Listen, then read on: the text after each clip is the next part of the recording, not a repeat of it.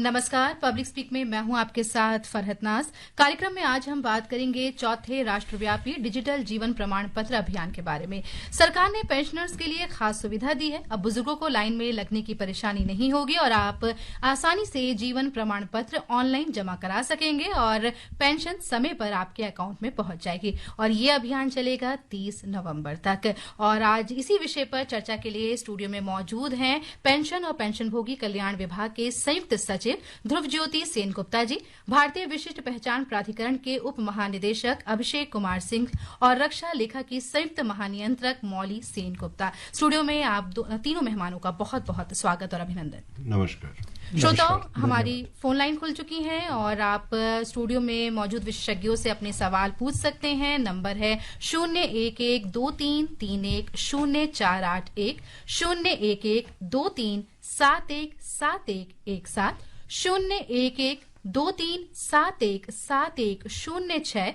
आप WhatsApp number 9289094044 पर भी अपने सवाल पूछ सकते हैं। इसके अलावा आप #AskAIR के साथ एक्स पर भी अपने सवाल पोस्ट कर सकते हैं। तो आइए कार्यक्रम की शुरुआत करते हैं। तो सबसे पहले ध्रुव ज्योति जी, हम आपसे जानना चाहेंगे, क्योंकि पिछले सप्ताह भी आप हमारे साथ थे और हमने इसी विषय पर बातचीत की थी ताकि जन जन तक जो है ये अभियान पहुंच सके। तो सबसे पहले इसका उद्देश्य क्या है? देखिए, माननीय प्रधानमंत्री जी के दिशा निर्देश और डॉक्टर जितेंद्र सिंह जो माननीय राज्य मंत्री है, इनके तत्वावधान में ये राष्ट्रव्यापी चौथा चरण जो है डीएलसी अभियान चौथे साल हम लोग चला रहे हैं। समस्त भारतवर्ष में 2000 शहरों में और 2500 से ज्यादा कैंप साइट्स पर 75,000 से ज्यादा कैंप्स ऑलरेडी हो चुके हैं। और सारे स्टेक होल्डर्स जितने मंत्रालय हैं, ministry of defence, ministry of railway, UIDAI, NIC, सबके सम्मिलित प्रयास से ये राष्ट्रव्यापी डिजिटल लाइफ सर्टिफिकेट अभियान चलाया जा रहा है, जिसका मूल उद्देश्य है सशक्तिकरण, डिजिटल सशक्तिकरण हर पेंशनर की। और इसमें एक सैचुरेशन अप्रोच हम लोग लिए हैं। जितने पेंशनर हैं सबको हम लोग टच करना चाह रहे हैं और डिजिटली सशक्त करना चाह रहे हैं। जी, अच्छा, इसमें जो है किस तरह के दस्तावेज जो हैं वो जरूरी होते हैं? देखिए, इसमें डिजिटल माध्यम से सशक्तिकरण हो रहा है, मतलब डिजिटल लाइफ सर्टिफिकेट है। पहले अगर आप जानेंगे कि ये पहले जब लाइफ सर्टिफिकेट जीवन प्रमाण देना पड़ता था तो ये कागजी तौर पर फिजिकली देना पड़ता था, जहां पर पेंशनर को बैंकों में जाकर लाइन लंबी कतारों में खड़े होने पड़ते थे और बहुत समय लगता था। और ये 2014 में ये इसकी शुरुआत हुई, जहां पर बायोमेट्रिक और आइरिस मतलब आंखों के जरिए इसकी पहचान पहले शुरुआत की गई। और उसके बाद देखा गया कि एक उम्र के बाद ये जो बायोमेट्रिक जो उंगलियों के निशान जो हैं और आइरिस दोनों में मशीनों में पढ़ने में दिक्कत आती है। तो उस समय ये टेक्नोलॉजी लाया गया 2019 में फेस ऑथेंटिकेशन की। और पिछले कुछ वर्षों में ये फेस ऑथेंटिकेशन के जरिए, जो कि 20-30 सेकंड में आपका जीवन प्रमाण बन जाता है, तो आपका सिर्फ बैंक अकाउंट नंबर और पीपीओ नंबर और आधार जो आपका है वो बैंक में सीडेड होना जरूरी है। जी, तो एक श्रोता हमसे जुड़ गए हैं गांधीनगर से, धर्मवीर जी। जी धर्मवीर जी। नमस्कार फरहत जी। नमस्कार। और हमारे सर को नमस्कार। मैं ये पूछना चाहता हूँ, दो बातें पूछनी है कि सीनियर सिटीजन का अगर पेंशन भी लेता है और उसकी एक्सपायर हो जाते हैं, तो उसकी पेंशन अगर नाजायज उनकी फैमिली के लोग लेते रहे, तो ऐसे में क्या सरकार की तरफ से प्रावधान है? जो जीवन प्रमाण पत्र आप बता रहे हैं, ये इसी के लिए यूज होता है? दूसरा सवाल ये है कि जो नई पेंशन है, जो लेट ब्लाइंड है या कोई जिनको प्रॉब्लम हो जाती है, तो लेट उनकी पेंशन बनवाने के लिए लाइफ प्रमाण पत्र सबका बनवाना जरूरी होगा क्या? देखिए, जीवन प्रमाण इसलिए दिया जाना अनिवार्य होता है ताकि ये बताया जा सके कि अगले पूरे साल 12 महीने के लिए पेंशन आपको दिया जा सके। तो हर पेंशन भोगी के लिए ये अनिवार्य होता है कि पेंशन ताकि बिना ब्रेक का ये पेंशन जारी रहे, तो आपको कुछ ज्यादातर मंत्रालयों में नवंबर के महीने में और कुछ मंत्रालय पूरे साल जीवन प्रमाण लेते हैं। लेकिन हर पेंशनधारी को ये अनिवार्य है कि जीवन प्रमाणित करना साल में एक बार जरूरी होता है, चाहे वो कुटुंब पेंशन हो, मतलब फैमिली पेंशन जो आप पूछ रहे हैं, या फिर किसी भी कैटेगरी के पेंशनर हो, उसको जीवन प्रमाण साल में एक बार देना अनिवार्य होता है। और अब दिल्ली से हमारी अगली कॉलर जुड़ गई हैं, सरोजी जी। सरोजी जी, हेलो जी, नमस्कार। हेलो। मैं ये कहना चाहती हूँ, मेरा ये पॉइंट है, मैं सीनियर सिटीजन हूँ और मैं पेंशनर हूँ और मैं अकेली रहती हूँ। मेरे आसपास दाएं बाएं कोई भी नहीं है, मुझे कोई इल्म नहीं है कि ये ऑनलाइन बात क्या होती है या ये लैपटॉप पर कैसे काम करती है या किसको मैं कहूँ। तो मेरे जैसे, और जब से गवर्नमेंट और आप लोग भी ये तीसरा चौथा प्रोग्राम है, ये जोर दे रहे हैं कि आज नहीं तो कल गवर्नमेंट भी कह रही है कि ये पूरा डिजिटल हो जाएगा, तो आपको लाइफ सर्टिफिकेट इसके थ्रू ही देना पड़ेगा। तो मैं तो हेल्पलेस फील करती हूँ। मेरे जैसी के लिए आप क्या सजेस्ट करती हैं? मैं अब तक तो जा रही हूँ, बैंक में ही देने जाती हूँ, लेकिन जब ये पूरा हो जाएगा मुझे बिल्कुल नहीं ऑनलाइन। और गवर्नमेंट ने ऐसे लोगों के लिए क्या किया है जो मेरी तरह कई हैं जिनको ऑनलाइन का कोई इल्म नहीं है, ना वो अब कर सकते हैं, ना उनका दिमाग इस काबिल है कि वो ऑनलाइन कोई सीख सके। Please tell me. सरोजी ने बहुत ही अच्छा सवाल पूछा है, क्योंकि ऐसे जो है बहुत सारे सवाल हमारे पास आ रहे हैं कि जिनको तकनीकी नॉलेज नहीं है, तो ऐसे में वो पेंशनर्स क्या करें। जी अभिषेक जी, आप बताइए। आपका कंसर्न बिल्कुल जायज़ है, और अभी जो आपने बताया आप बैंक जा रहे हैं और उस तरह से आप अपना जीवन प्रमाण दे रहे हैं, तो वो रास्ता तो देखिए हमेशा ही खुला है, उसमें तो वो तो बंद करने का कोई विचार भी नहीं है फिलहाल सरकार का। तो यदि आपको उसमें ज़्यादा सहूलियत लगती है तो आप उस माध्यम से अपना जीवन प्रमाण दे सकते हैं। हमारी गुजारिश ये रहेगी कि कोई घर परिवार में कोई भी, मान लीजिए रिश्ते नातेदार में हैं या घर के आसपास कोई भी रहने वाले हैं, ये जिनसे जो है एक पारिवारिक संबंध है और जिसके पास एक स्मार्टफोन हो, बस केवल 1 मिनट भर का प्रोसेस है जिसमें आप बहुत सरलता से, बहुत सहजता से जीवन प्रमाण का जो ऐप है वो अपने मोबाइल फ़ोन पे डाउनलोड किया जा सकता है, और 1-1.5 मिनट का ऑनबोर्डिंग का बहुत छोटा सा प्रोसेस है। और मैं इसमें यह भी बताना चाहूँगा कि यदि वो प्रोसेस मतलब समझना है तो UIDAI ही की अपनी वेबसाइट और सोशल मीडिया पे बहुत सारे 1-1 मिनट के हमने लगभग 12 लैंग्वेजेस में वीडियोस डाले हुए हैं, जो बताता है कि कैसे आसानी से आप जीवन प्रमाण खुद अपने मोबाइल फोन के माध्यम से या किसी के भी माध्यम, किसी घरवाले के मोबाइल फोन के माध्यम से आप जनरेट कर सकते हैं। तो मेरा ये आपसे निवेदन रहेगा कि इसकी तरफ आप विचार करें। सर, किसी तरह का हेल्पलाइन नंबर अगर सरकार ने इशू किया हो जहां पे एजेंट जाएं और घर पर इस तरह का जो है वो उनको मेथड सिखा सकें? इसमें देखिए DOPPW का जो हेल्पलाइन नंबर है 1800-1800, फिर 111-111-111 और फिर 960960 1800-111-960।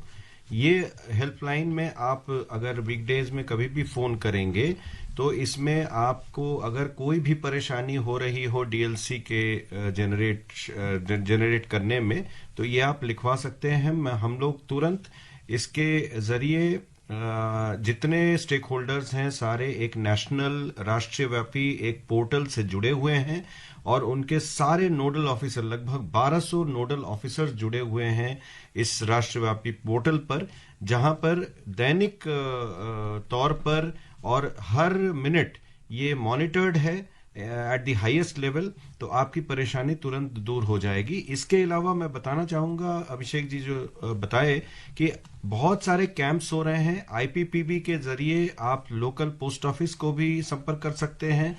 PSB अलायंस के जरिए आप डोर स्टेप बैंकिंग के जरिए भी DLC जनरेट कर सकते हैं।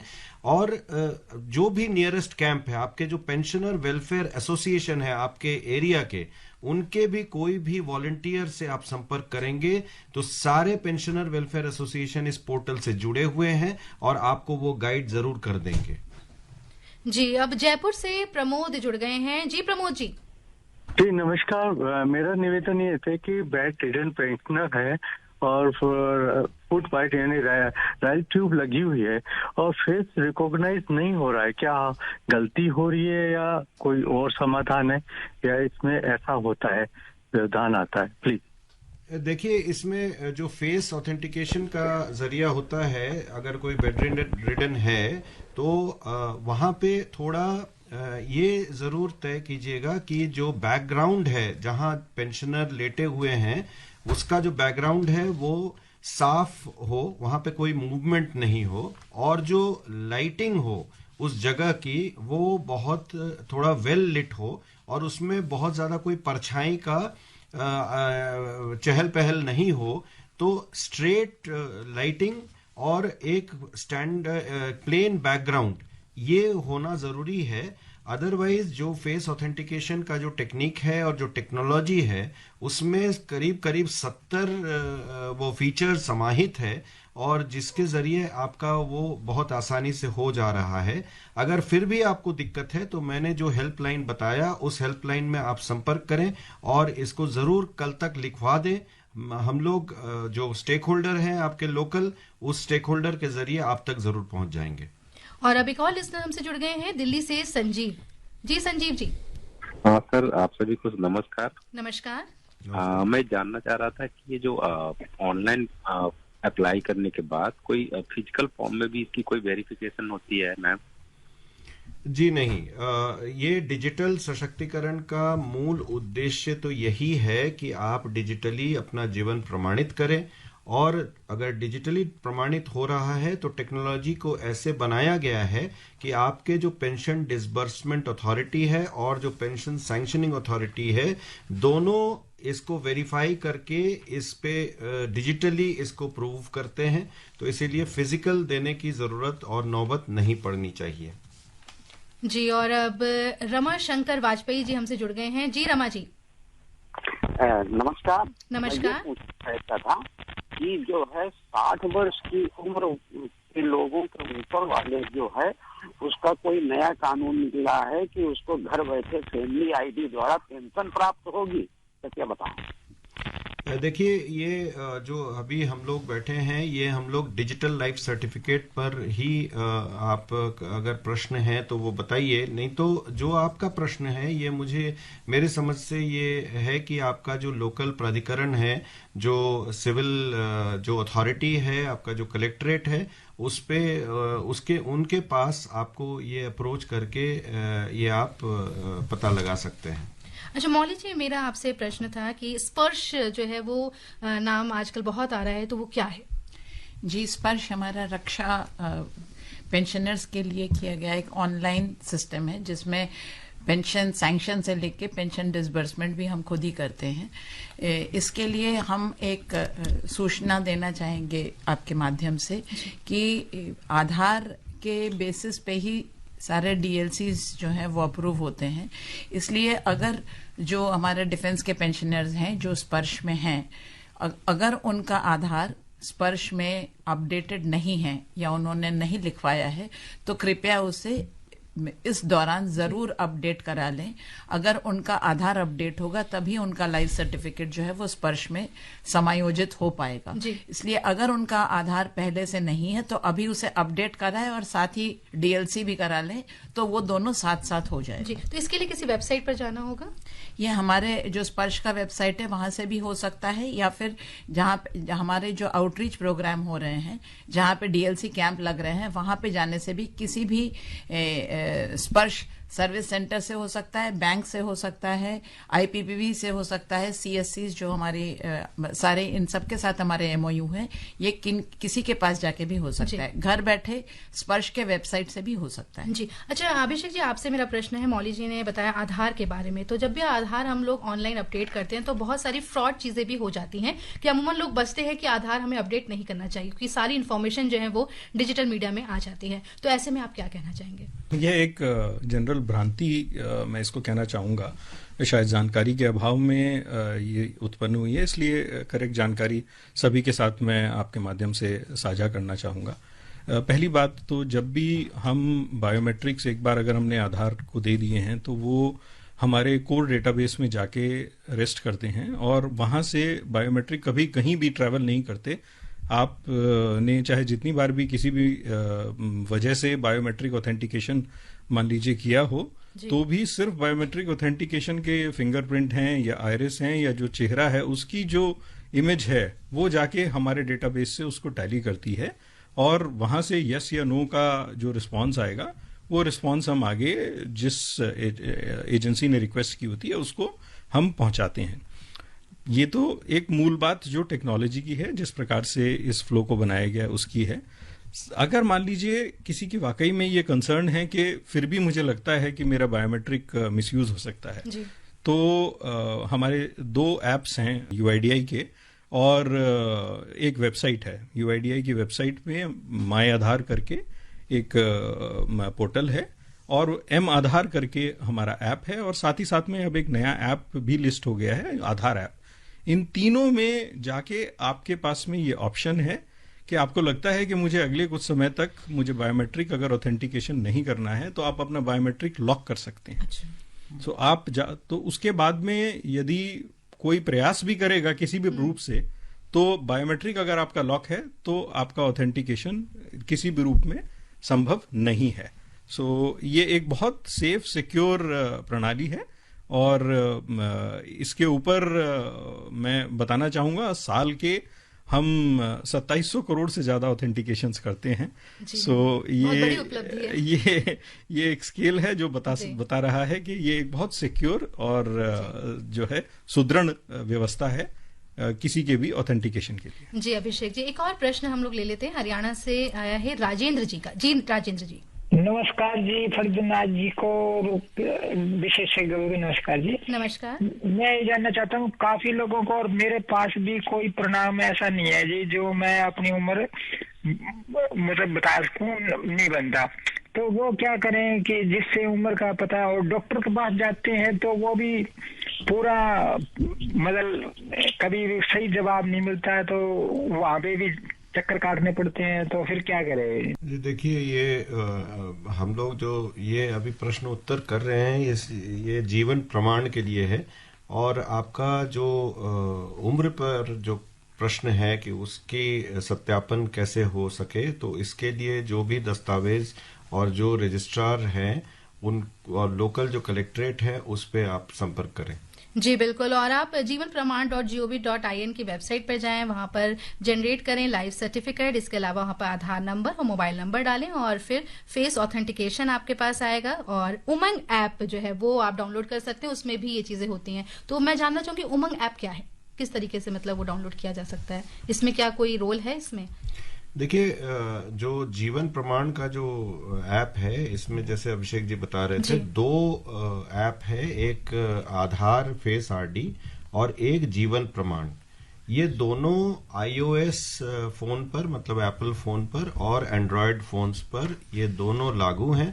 और ये 2 डाउनलोड करने के बाद आपको उसके बाद आपके जो बेसिक डिटेल्स है उसको भरना पड़ता है, और उसके बाद अगर आप एक बार कर लेते हैं तो ये इतना आसान जरिया है कि आप जैसे ही उस ऐप को खोलेंगे और जैसे ही आपका वो बेसिक डिटेल पढ़ेगा तो आपके डेटाबेस से वो आपके सारे डेटा को खींच लाता है, और आपको अगले 20 सेकंड में आपको अपना चेहरा दिखाना है, पलक झपकना है और थोड़ा मुस्कुराना है।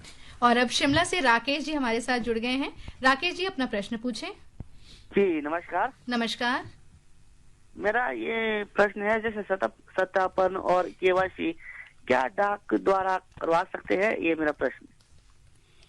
मुझे लगता है कि बैंक्स में जाके जो अगर कर सकते हैं तो डाक द्वारा भी किया जा सकता है, पर इसके लिए सही जानकारी के लिए आप अपने जो बैंक अधिकारी हैं उनके जो हेल्पलाइन है उसमें भी आप एक बार प्रश्न करके देख सकते हैं। और अब इंदौर से अनिल जी हमारे साथ जुड़ गए हैं। जी अनिल जी। आप सभी को मेरा अनिल कौशल का इंदौर से नमस्कार। नमस्कार। मेरा प्रश्न ये है कि अगर कोई पेंशनर नवंबर माह में बहुत ही मजबूरी में अगर अपना प्रमाण पत्र जीवित प्रमाण पत्र नहीं पेश कर पाए तो उसकी पेंशन कितने माह तक चालू रहती है?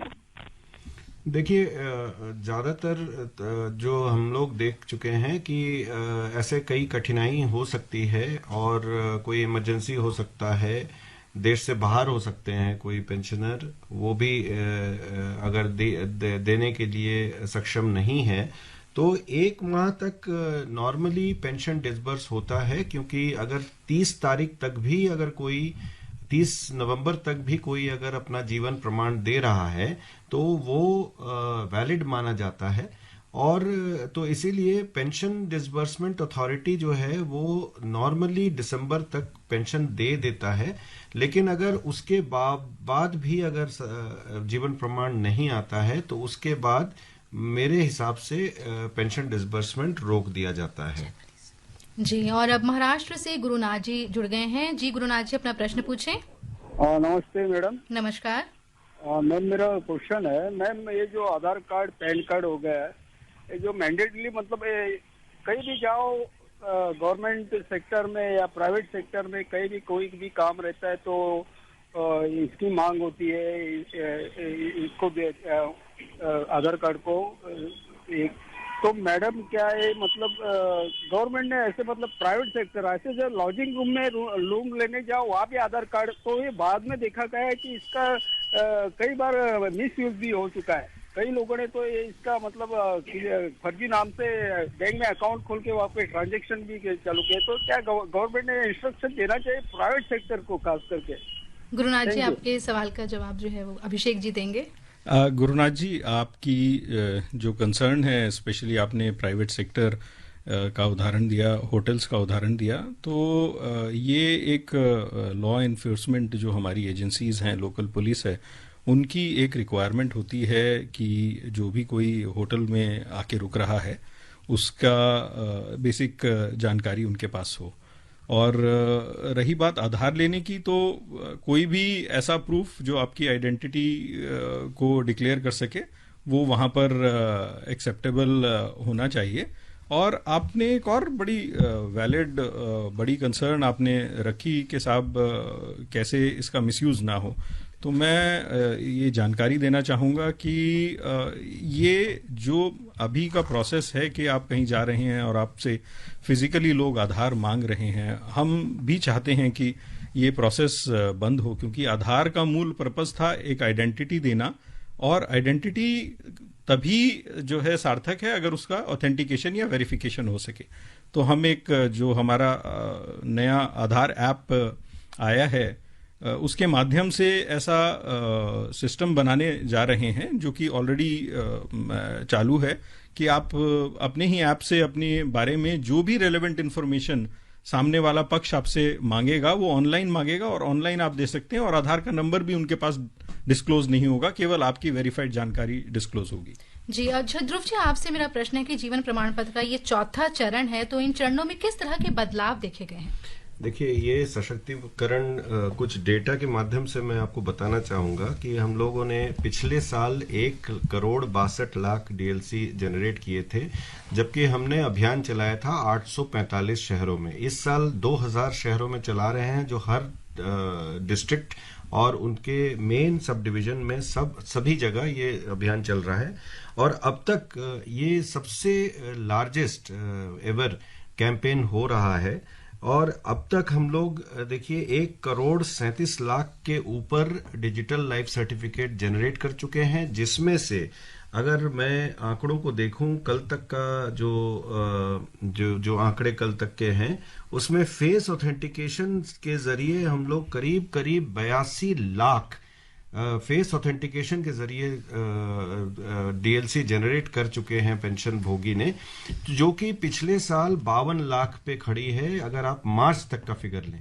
तो ऑलमोस्ट 65 to 70% प्रतिशत जो है फेस ऑथेंटिकेशन के जरिए डीएलसी जनरेट हो रहे हैं, जिसका मूल आधार यही है कि पेंशनर को ये सहूलियत भी हो रही है और ये सहूलियत इस डिजिटल सशक्तिकरण को बिल्कुल एक पूर्णता तक ये पहुंचा रहे हैं। और जितने एजेंसीज हैं वो सारे लगे हुए हैं और इस बार कैंप्स में हम लोग गए हैं, हमारे अधिकारी गए हैं डीओपीपीडब्ल्यू से, और जो भी आए हैं इसमें बहुत एक उत्सव के एक माहौल, एक उत्सव का माहौल हमको समझ में आया है। और एक डिग्निफाइड लाइफ ऑफ पेंशनर, इसका जो फ्रक्टिफिकेशन है वो इस आधार बेस्ड जो ये फेस ऑथेंटिकेशन है और ये डीएलसी अभियान है, इसका एक मूल आधार है ये। बिल्कुल, मैं अकेला ही चला था जानिब मंजिल, मगर लोग आते गए और कारवा बनता गया। तो मुझे लगता है प्रधानमंत्री नरेंद्र मोदी जी के मार्गदर्शन में सभी लोग एकजुट होकर आगे आए हैं और मिलकर काम कर रहे हैं, और हम उम्मीद करते हैं कि जो हमारा ये अभियान है वो जरूर सफल सिद्ध होगा। और अब दिल्ली से केशव जुड़ गए हैं। जी केशव जी। प्रश्न मेरा ये है, जैसे हमारे पे फोन आया था आंगनवाड़ी मैडम का, तो जैसे पापा की पेंशन चलती है तो उन्होंने कहा था अगर आप फॉर्म नहीं भरोगे तो पेंशन बंद हो जाएगी। वो तो हमने फॉर्म भर के दे दिया 6 महीने पहले। और अगर जीवन प्रमाण पत्र होता है क्या वो भी भरना जरूरी होता है या नहीं? देखिए, मैं ये तो नहीं बोल सकता कि वो आधार के तरफ से क्यों कोई फॉर्म भराया गया है, लेकिन जहां तक डिजिटल लाइफ सर्टिफिकेट और जीवन प्रमाण की हम बात करें तो वो साल में, जैसा मैंने बताया, एक बार भरना जरूरी होता है। और मैं ये आपके जरिए और ये ऑल इंडिया रेडियो के जरिए मैं ये बताना चाहूंगा कि आप ये दोनों ऐप, अगर आपके पास स्मार्टफोन है, स्मार्टफोन, तो आप ये दोनों ऐप को डाउनलोड करें जैसा मैंने बताया, और इसको डिजिटली जीवन प्रमाणित करें अपने पिताजी का। और अब वक्त हो चला है आपसे अनुमति लेने का, और आपके सवालों का जवाब दे रहे थे स्टूडियो में मौजूद विशेषज्ञ, पेंशन और पेंशनर कल्याण विभाग में संयुक्त सचिव ध्रुव ज्योति सेन गुप्ता जी, भारतीय विशिष्ट पहचान प्राधिकरण के उप महानिदेशक अभिषेक कुमार सिंह जी और रक्षा लेखा की संयुक्त महानियंत्रक मौली सेन गुप्ता जी। आप तीनों मेहमानों का आज यहाँ आने के लिए बहुत बहुत धन्यवाद, और इसके अलावा श्रोताओं का भी बहुत बहुत धन्यवाद जिन्होंने अपनी भागीदारी यहाँ पर दिखाई और सवाल पूछे। और आप नंबर एक बार फिर से नोट कर लीजिए ताकि अगले सप्ताह हम फिर मिलेंगे कुछ नए विषयों के साथ। 011-2331-0481 पर आप सवाल पूछ सकते हैं। तब तक मुझे दीजिए इजाजत। नमस्कार।